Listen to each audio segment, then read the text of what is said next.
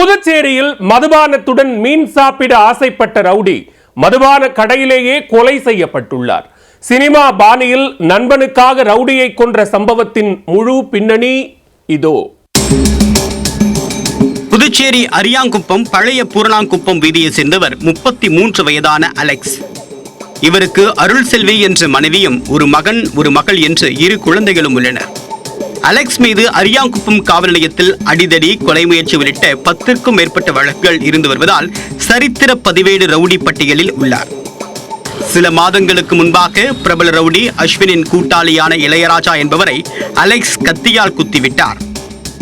சிகிச்சை முடிந்து பிறகு வீடு திரும்பிய இளையராஜா தனக்கு ஏற்பட்ட வலியை ஓடைவெளி பகுதியை சேர்ந்த தன்னுடைய நண்பரான வெங்கடேசன் மற்றும் அவருடைய கூட்டாளியான செல்வகுமாரிடம் தினமும் கூறி வந்துள்ளார்.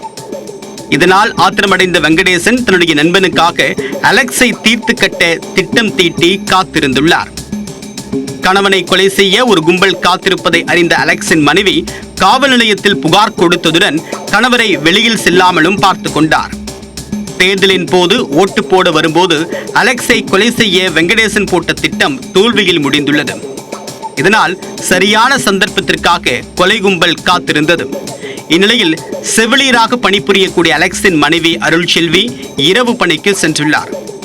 மது குடிக்க ஆசைப்பட்ட அலெக்ஸ் மணவெளி பகுதிக்கு சென்று சாராயம் குடித்துவிட்டு வீட்டிற்கு வந்துள்ளார். அதன் பிறகும் அடங்காத அலெக்ஸ் வீட்டில் மனைவி வைத்திருந்த வறுத்த மீனை எடுத்துக்கொண்டு மீண்டும் சாராய கடைக்கு சென்று தனியாக உட்கார்ந்து சாராயம் குடித்திருக்கிறார். சாராயத்திற்காக சைட் டிஷ்ஷாக மீனை சாப்பிட்ட அலெக்ஸ் போதை தலைக்கேறியதும் மயங்கி சாராய கடை அருகிலேயே படுத்துவிட்டார். அலெக்ஸ் தனியாக வந்திருக்கக்கூடிய தகவல் அறிந்த வெங்கடேசன் மற்றும் அவருடைய கூட்டாளிகள் சாராய கடைக்கு வந்துள்ளனர். அருகே இருந்து பெரிய கல்லை எடுத்து அலெக்ஸின் தலையில் வெங்கடேசன் போட்டதில் சம்பவ இடத்திலேயே துடிதுடிக்க இரத்த வெள்ளத்தில் அவர் உயிரிழந்து விட்டார். அலெக்ஸ் இறந்து விட்டதை உறுதி செய்து கொண்ட நிலையில் வெங்கடேசனும் அவருடைய கூட்டாளிகளும் அங்கிருந்து தப்பி ஓடிவிட்டனர்.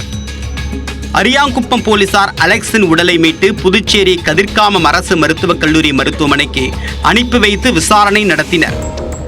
அதைத் தொடர்ந்து வெங்கடேசன், இளையராஜா, செல்வகுமார் ஆகியோரை போலீசார் கைது செய்து சிறையில் அடைத்தனர். கைது செய்யப்பட்டுள்ள வெங்கடேசன் ஏனாம் சிறைக்குள் புகுந்து மர்டர் மணிகண்டனை கொலை செய்ய முயற்சி செய்த வழக்கில் சம்பந்தப்பட்டவர். இவரும் சரித்திர பதிவேடு ரவுடி பட்டியலில் இருக்கிறார் என்பதும் குறிப்பிடத்தக்கது.